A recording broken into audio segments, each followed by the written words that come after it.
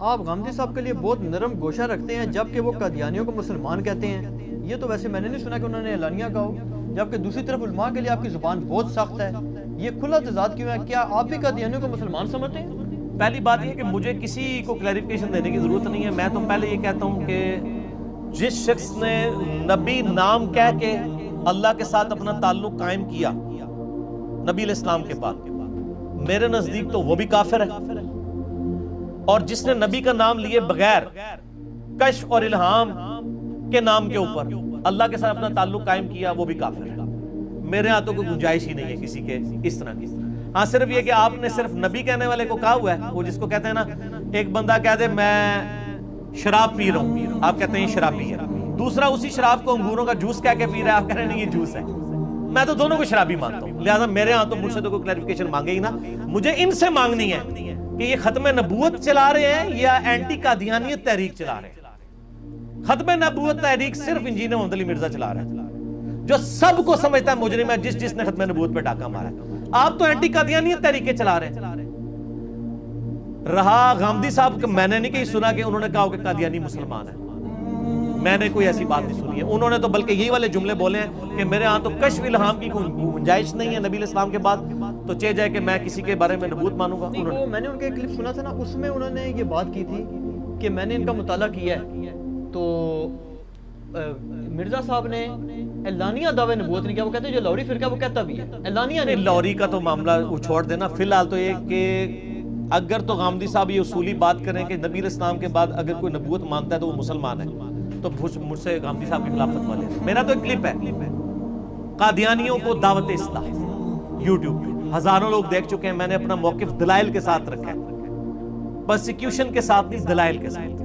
الحمدللہ کئی قادیانیوں کی طرف فیڈ بیک آیا ہے کہ جی ہمیں پہلی دفعہ کسی نے کوئی بات پازیٹیو انداز میں سمجھائی ہے. غامدی صاحب کا سٹائل یہ ہے کہ وہ سب کو پازیٹیولی سمجھاتے ہیں. ان کو یہ تو پازیٹیولی نظر آ رہا تھا کہ وہ قادیانیوں کو پازیٹیولی سمجھا رہے ہیں، وہ یہ کیوں نہیں دیکھتے کہ وہ ان کے بزرگ بابوں کی غلطیاں بھی کتنی پازیٹیولی ہائی لائٹ کر رہے ہوتے ہیں. ٹھیک ہے نا. ادھر تو یہ نہیں کہتے کہ یار ہمارے بزرگوں نے تو اتنا کام ڈالا ہے، ان کا نام اتنا احترام سے کیوں لیتے ہیں. وہ غامدی صاحب کا اپنا سٹائل ہے. رہا میرا تو میں نے پہلے بھی کئی بار بتایا کہ چونکہ غامدی صاحب اسی سٹائل میں گفتگو کرتے ہیں تو ان کے ماننے والے اسی سٹائل کے عادی ہیں، اس لیے میں ان کے بارے میں جب بھی بات کرتا ہوں اسی سٹائل میں کرتا ہوں. چونکہ دیوبندی، بریلوی، اہل حدیث، شیعہ یہ ایک دوسرے کے خلاف جب بولتے ہیں تو گالی گلوچ کی ساری وکیبلری کراس کر دیتے ہیں. ان کو وہی زبان سمجھ آتی ہے، تو میں بھی پھر اس زبان میں تو نہیں، اس سے بہت کم درجے کی ادبی لنگوسٹک کے اندر ان کو وہ لینگویج میں سمجھاتا ہوں. مجھے بتائیں کہ جو گستاخانہ عبارتیں اعلیٰ حضرت نے پوائنٹ آؤٹ کی ہیں دیوبندیوں کی، اس کے بارے میں کیا بریلوی بہت پازیٹیو ہے ماشاءاللہ اور بڑے احترام سے نام لے رہے ہیں ان کے علماء کے. میرے سے زیادہ کوئی نرم ہے ہی نہیں بندہ. آپ یوٹیوب پہ جتنے فرقے ایک دوسرے کے خلاف بولتے ہیں نا، ان علماء کی تقریر لگائیں اور پھر میری تقریر سنیں، آپ کہیں گے سب سے سافٹ بندہ ہی ہے. آپ ہمیں غامدی صاحب سے تو کمپیئر نہ کریں، اس لیے کہ غامدی صاحب کی تو کوئی چیز اس حوالے سے سٹیک پہ نہیں لگی ہوئی نا. وہ تو اس لیول کے اوپر اترتے بھی نہیں ہے نا. طارق جمیل صاحب جب یہ ٹاپکس وہ ایڈریس کریں گے نا پھر ہم سے آپ بات کریں. ٹھیک ہے نا جی. جن لوگوں نے اپنے ناموں کے کلمے پڑھوائے ہیں ان کو جب وہ ایڈریس کر رہے ہوں گے نا، یہ اس میں انہوں نے کیا ہے نا. کیا شاید آپ نے کلپ نہیں دیکھا، انہوں نے اس پہ پوری سیکوینس وائز چلے اور غالباً ان کی سلسلہ وار سیریز تھی. تو کیا مان لیا اس کو؟ چھوڑ دیں. میں آپ کو بتاتا ہوں نا، وہ حاضرین اسی طرح ہماری طرح بیٹھے تھے، وہ باتیں بیان کرتے رہے بڑے بڑے بزرگوں کی.